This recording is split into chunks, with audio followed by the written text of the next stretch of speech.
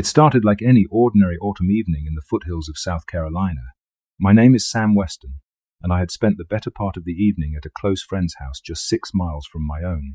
Jeremy and I were tinkering with motorcycles, the smell of oil and gasoline mingling with the crisp October air. By the time I decided to head home, the clock had ticked past 11, and the world outside was cloaked in an impenetrable darkness. Little did I know this seemingly mundane drive would carve itself into the deepest recesses of my memory, a chilling encounter with the inexplicable. I slid into the driver's seat of my convertible, a little two-seater with a cloth roof that I kept up for the night. The roads around here, lined with dense forests and shadowy fields, were always quieter at this hour. I opted to take the longer, more scenic route, a habit that gave me a chance to clear my mind. The highway stretched ahead like a ribbon of black, with only the twin beams of my headlights slicing through the void. As the car roared to life, I settled into the familiar rhythm of the drive, blissfully unaware of the nightmare that lurked ahead. About 3 miles into the drive, my thoughts wandered back to the evening. Jeremy and I had laughed and cursed over stubborn bolts and an ill-tempered carburetor, the kind of banter that makes hours slip by unnoticed. But as I glanced into the endless darkness ahead, a strange movement caught my eye. At first I dismissed it as a trick of the lighter play of shadows thrown by my headlights. Yet as I drew closer, the shape resolved into something more tangible, more unnerving. There, just off the shoulder of the road, something was moving. My first thought was a deer. This area was rife with wildlife, and it wasn't uncommon for animals to dart across the highway. But this was no deer. It was larger, its silhouette more menacing, and as my car drew nearer, the details began to sharpen. It had a hunched frame and an unnatural fluidity to its movements, as though it were gliding rather than walking. My pulse quickened. I instinctively eased my foot off the accelerator, the engine's growl softening as unease crept into my chest. The creature turned its head toward the car. The first thing I noticed were its eyes, two glowing orbs that caught the light in a way no ordinary animal's eyes would. They were yellowish, almost luminous, and they locked onto me with an intensity that made the hair on the back of my neck stand up. I tightened my grip on the steering wheel, feeling the cold sweat on my palms. Whatever it was, it had noticed me, and that realization sent a chill down my spine. As I drew closer, the creature did something that defied all reason. Instead of retreating into the dense woods on either side of the road like most animals would, it started moving toward me, not cautiously or timidly, but with purpose, a deliberate and menacing approach. It moved on all fours at first, its limbs long and powerful, but there was an unsettling rhythm to its stride. It was fluid, too fluid, like watching a predator in its prime. My brain scrambled for answers. A wolf? No, wolves didn't exist in this part of South Carolina. A large dog? Perhaps. But the size of this thing made that explanation laughable. My foot hovered over the gas pedal, torn between the primal instinct to flee and the morbid curiosity to understand what I was seeing. The creature came into clearer view as the headlights swept over it and my stomach dropped. Its fur was a shimmering mix of silver and white, unnaturally clean for something in the wild. Its shoulders were broad, muscular, and impossibly high, giving it an almost human-like posture even on all fours. The closer it came, the more monstrous it appeared. Its ears were pointed, twitching slightly as they picked up the roar of my engine. Then, as if making a calculated decision, it broke into a full sprint. The speed at which it moved was unreal. Its limbs propelled it forward in a terrifying blur, and within moments it was closing the gap between us. My heart thundered in my chest as I slammed my foot down on the gas pedal. The engine roared, the tires screeched, and the car surged forward. But it wasn't enough. In the rearview mirror, I could see the creature gaining on me, its glowing eyes fixed on my taillights. A primal fear took hold of me, and I gritted my teeth, urging the car to go faster. The road ahead was a straight shot, no twists or turns, and I pushed the accelerator as far as it would go. The small convertible wasn't built for top-end speed, but it was nimble, and I prayed that would be enough. The wind whipped against the car, a deafening rush that drowned out everything except my own pounding heartbeat. I glanced at the speedometer 70 miles per hour and dared another look in the mirror. The creature was still there, now only feet away. Its gallop was relentless, its stride unnervingly smooth. I could see the rippling muscles beneath its fur, the way its massive shoulders rolled with each leap. It wasn't just running, it was hunting. And I was the prey. As the distance between us dwindled, I could see more of its face in the mirror. Its snout was elongated, almost wolf-like, but there was an intelligence in its features that went beyond any animal I'd ever encountered. Its mouth hung slightly open, revealing rows of sharp, glistening teeth. My breath hitched as I imagined what it could do if it caught me. This wasn't just a predator. It was something far worse, something I didn't have a name for. I tightened my grip on the steering wheel, knuckles turning white, and forced myself to focus on the road. Up ahead, I knew there was a turnoff that would lead to a more populated area. If I could just make it there, maybe the presence of houses and streetlights would deter the creature. But as the road stretched on, my mind raced with doubt. What if it didn't stop? What if it followed me all the way home? Just as the turnoff came into view, the creature made its move. It veered suddenly to the right, disappearing into the woods. Relief washed over me like a wave, and I let out a shaky breath, easing off the gas slightly. But that relief was short-lived. Out of the corner of my eye, I saw a blur of silver and white cutting through the trees, moving parallel to the road. It was flanking me. My pulse spiked again as I realized what it was doing. This thing wasn't just chasing me. It was toying with me, forcing me into a state of panic. I slammed the gas pedal down again, the car lurching forward with a roar. The turnoff was less than a mile away now, and I clung to the hope that I could outrun it. The creature burst out of the woods directly in front of me. I barely had time to react. Swerving hard to the left, I narrowly avoided colliding with it, the tires squealing as the car veered into the oncoming lane. The creature was massive, easily taller than the hood of my car, and its body was a blur of motion as it lunged past me. For a split second, I locked eyes with it, those glowing, unearthly eyes that seemed to pierce straight into my soul. The car fishtailed, but I managed to regain control, my heart hammering in my chest. Behind me, I could see the creature slowing, turning its head to watch as I sped away. Its movements were deliberate, almost calculated, as if it was letting me go this time. But there was no mistaking the predatory glint in its eyes. It had made its point. It had shown me who was in control. I didn't stop until I reached the driveway of my house, tires skidding to a halt on the gravel. My hands shook as I turned off the engine and sat there, staring into the darkness that surrounded my property. The silence was deafening, broken only by the faint rustle of leaves in the wind. Every shadow seemed to move, every sound a potential threat.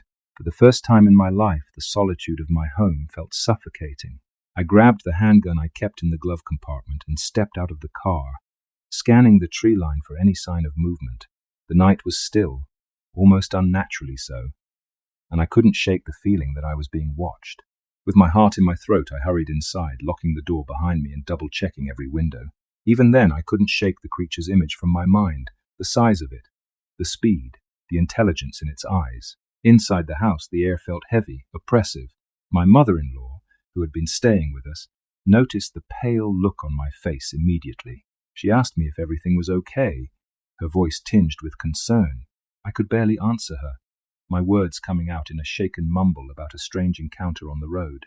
Her eyes narrowed slightly, not in disbelief, but in understanding. She had lived in the area much longer than I had, and her reaction wasn't one of dismissal. Instead, she simply nodded and said, "You're safe now. That's what matters. Safe." The word felt hollow. Every instinct in my body told me otherwise. I paced the living room, peering out the windows into the dark expanse of our property. The moonlight illuminated the treetops, casting long shadows that seemed to shift and sway in ways that made my stomach churn. My dog, a loyal companion who usually slept at the foot of my bed, was restless too. He growled softly, his ears perked up, and his eyes fixed on something unseen beyond the glass. I decided to sit down, hoping to steady my nerves, but my mind wouldn't stop replaying the events of the night. The creature's eyes, its relentless pursuit, the way it seemed to calculate my every move, it was too much to process. I kept the handgun close, my fingers brushing against the cold metal, a feeble attempt to reassure myself. But deep down, I knew that if the creature wanted to get into the house, the gun wouldn't stand a chance. Hours passed in a blur of anxiety. I moved from window to window, scanning the yard for any sign of movement. My mother-in-law eventually went to bed, leaving me alone with my thoughts and the dog, who refused to settle. Every creak of the house, every rustle of leaves outside sent a jolt of fear through me. I had never felt so vulnerable, so utterly exposed. When dawn finally broke, it brought a small measure of relief. The soft light of the sun chased away the shadows that had haunted me through the night, but the unease lingered. I stepped outside cautiously, the cool morning air biting against my skin. The yard was quiet, the kind of stillness that felt unnatural. I scanned the ground near the driveway, half expecting to find claw marks or some other evidence of the creature's presence. But there was nothing. The only sign of the previous night's encounter was the lingering dread in my chest. I called a friend of mine who worked with the Department of Natural Resources, hoping he might have some insight. When I described what I had seen, his response was dismissive. "We don't have wolves here," he said, his tone matter-of-fact. He suggested it was probably a large dog, maybe a stray that had gotten loose. But the more I tried to explain the sheer size of the creature, the more skeptical he became. Frustrated, I decided to take matters into my own hands. I spent the next few hours researching online, looking for anything that might match what I had seen. It didn't take long for me to stumble upon stories of creatures known as dogmen. The descriptions were eerily similar, massive, wolf-like beings with intelligent eyes and a predatory demeanor. As I read through account after account, a chill ran down my spine. These weren't isolated incidents. People across the country had reported seeing these creatures, often in remote areas just like mine. Later that day, I called Brad, the friend I had visited the night before. I needed to tell someone who wouldn't immediately dismiss me as crazy. To my surprise, Brad didn't laugh or question my sanity. Instead, he listened quietly, his tone growing serious as I recounted the encounter in detail. When I finished, there was a long pause on the other end of the line. "You're not going to believe this," he finally said, "but I think I saw the same thing." My heart skipped a beat as he explained. About a week before my encounter, Brad and his boss had been driving down the same stretch of road in a large truck when they saw a creature matching my description. He said it had emerged from the woods and crossed the road in front of them, moving with the same unnatural grace I had witnessed. They hadn't told anyone, brushing it off as a trick of the light or an overactive imagination, but hearing my story brought it all back for him, and the fear in his voice was unmistakable. Knowing that Brad had seen it too brought a strange sense of validation. I wasn't alone in this. Whatever this creature was, it was real, and it was out there. But the thought also brought a new wave of dread. If it was bold enough to approach vehicles on a main road, what else was it capable of? As the days turned into weeks, I found myself obsessing over the encounter. Every time I drove down that stretch of road, I couldn't help but scan the tree line, half hoping and half dreading that I might see the creature again. I even started keeping a journal, documenting every detail I could remember. The more I wrote, the more questions I had. Why had it chased me? Was it protecting something, or was I simply in the wrong place at the wrong time? And most haunting of all, would it come back? I also began to notice things around the property that I hadn't paid attention to before. The animals, once so abundant and lively, seemed more subdued. My dog, usually eager to explore the yard, was hesitant to venture too far from the house. Even the deer, which regularly passed through the area, seemed to avoid certain parts of the woods. I couldn't shake the feeling that the creature was still out there, watching, waiting. And while I tried to carry on with my daily life, the encounter had changed me in ways I couldn't fully understand.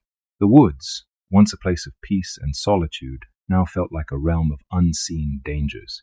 Every rustle of leaves, every shadow in the corner of my eye, became a reminder that there are things in this world we can't explain.